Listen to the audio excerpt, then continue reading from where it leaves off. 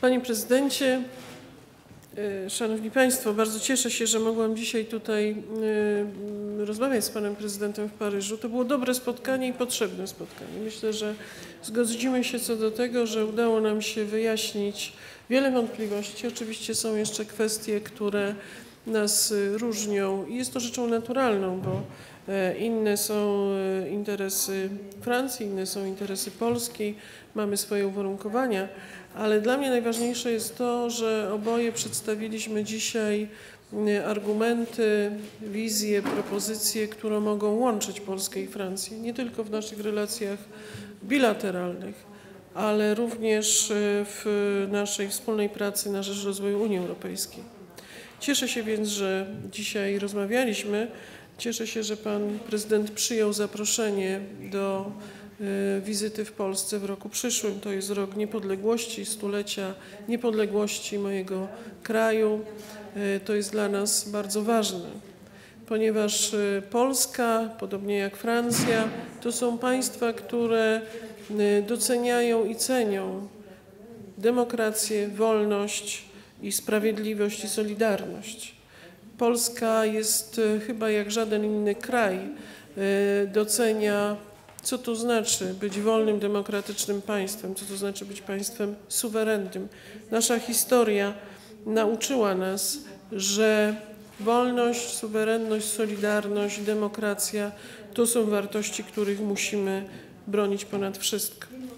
A więc chcę jeszcze raz bardzo mocno podkreślić, że Polska, podobnie jak Francja, jest państwem, które przestrzega i niezwykłą rolę przywiązuje do tego, by przestrzegane były wszystkie zasady, wartości i prawa, również prawa europejskie. I wszystko to, co w Polsce dzieje się właśnie w ramach tych procesów. O tym rozmawialiśmy również, tutaj Pan Prezydent wspomniał na ten temat, ja wytłumaczyłam, jak w tej chwili wygląda nasz dialog z Komisją Europejską. Polska nigdy takiego dialogu nie odmawiała. Jesteśmy otwarci na wyjaśnienie wszelkich wątpliwości, jeżeli ze strony Komisji Europejskiej one się pojawiają. Chcę też podkreślić, że niezwykle dla nas ważne jest dla Polski, ażeby relacje pomiędzy Polską i Francją były jak najlepsze. Jesteśmy w stanie wyszukiwać takich kompromisów i rozwiązań, które pomogą we współpracy dwustronnej, ale również w odniesieniu do kluczowych zagadnień z agendy unijnej, takich jak chociażby bezpieczeństwo, sąsiedztwo Unii Europejskiej, energetyka czy sprawy społeczne.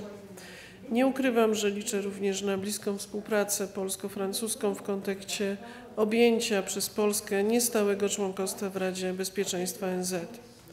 Polsce zależy na sukcesie Unii Europejskiej. Ja doceniam inicjatywy podejmowane przez pana prezydenta Macrona. Chciałam jednak podkreślić, że aby reformy były efektywne i zgodne z oczekiwaniami obywateli wspólnoty, powinny być rezultatem refleksji z udziałem wszystkich państw członkowskich, a nie jedynie tych największych. Zapewniam do pełnej gotowości Polski do przystąpienia do konstruktywnego partnerskiego dialogu. Polska ma swoją wizję zmian i reform Unii Europejskiej, które z naszego punktu widzenia konieczne są po to, aby Europejczycy mieli poczucie tego, że Unia Europejska jest ich wspólnym domem, gwarantującym im bezpieczeństwo, gwarantującym im godne życie. I taką reformę i wizję przyszłości Unii Europejskiej ma również Francja. A więc mogę powiedzieć, że bez Francji, bez Polski reforma Unii Europejskiej w kontekście jej dalszego rozwoju się nie powiedzie. I musimy w tym zakresie razem współpracować. Polskę i Francję łączy bardzo wiele. Historia, kultura, współpraca ekonomiczno-inwestycyjna i chcemy kontynuować tę współpracę zarówno jeżeli chodzi o szkolnictwo, jeżeli chodzi o współpracę uniwersytetów, o współpracę kulturalną, ale również gospodarczą. Są to kwestie, w których stanowiska Warszawy i Paryża są bardzo często wspólne, ale też, tak jak wcześniej powiedziałam, mamy również tutaj różnice. O tym rozmawiamy i będziemy rozmawiać, będziemy szukać również tutaj kompromisów. Jedną z takich szeroko rozumianych, najbardziej dyskutowanych w tej chwili różnicy zdań pomiędzy Francją a Polską jest oczywiście delegowanie pracowników. Ze swojej strony deklaruję pełne zaangażowanie i wolę współpracy w toku dalszych prac nad pakietem mobilności, w ramach którego podjęte zostaną decyzje dotyczące zastosowania reguł delegowania do transportu drogowego. Zależy nam na uproszczeniu oraz lepszym egzekwowaniu prawa regulującego funkcjonowanie tego sektora.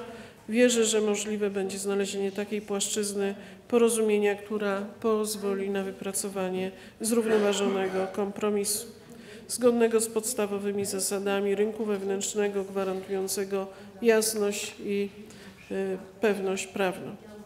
Jeszcze raz dziękując za dzisiejszą rozmowę, chcę podkreślić, że Polska i Francja to są dwa państwa, które muszą ze sobą współpracować w Unii Europejskiej, bo są to dwa duże, ważne państwa, które mają spójną wizję rozwoju naszej europejskiej rodziny i mamy również bardzo dużo spraw, które łączą nas bilateralnie. A więc mam nadzieję, panie prezydencie, że przyszłoroczna wizyta pana prezydenta w Warszawie będzie kontynuacją tej dobrej dzisiejszej rozmowy. Dziękuję bardzo.